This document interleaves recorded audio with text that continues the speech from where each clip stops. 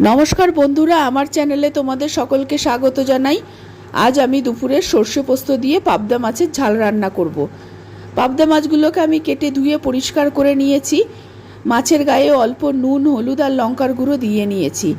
एबार नुन हलुद आर लंकार गुঁড়োटा दिए माछटाके खूब भालो मतो माखिए नेब।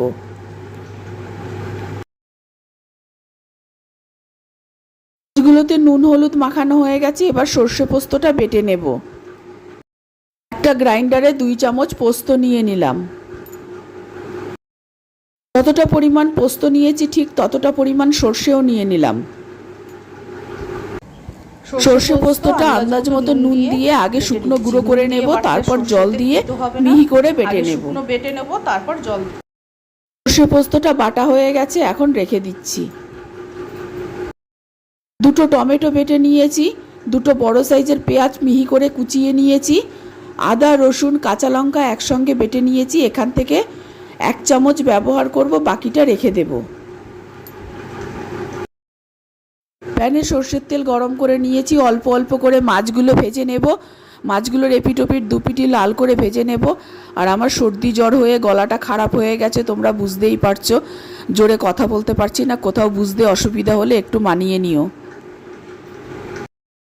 মাছগুলো এপিট ওপিট দুপিটি লাল করে ভাজা হয়ে গেছে, আমি নামিয়ে নিচ্ছি।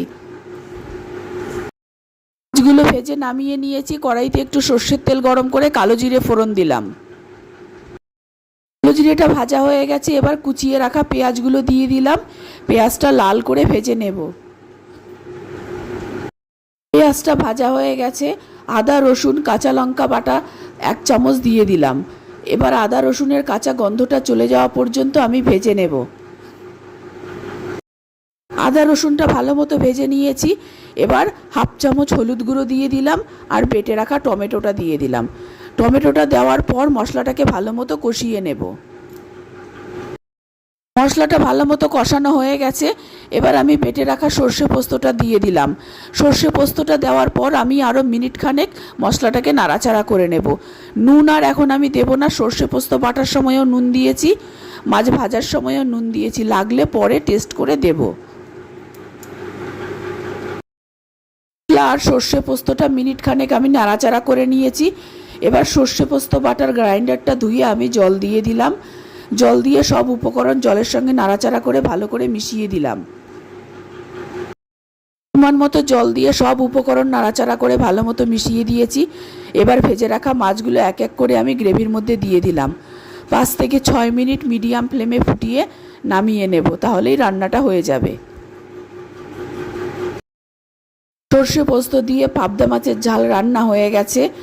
নুনও ঠিক আছে, আর লাগবে না। আমি এতটা পরিমাণে গ্রেভি রাখবো। এবার আমি মাছটা নামিয়ে নিচ্ছি। গরম ভাতের সঙ্গে পরিবেশন করার জন্য সর্ষে পোস্ত দিয়ে পাবদা মাছের ঝাল রান্না হয়ে গেছে।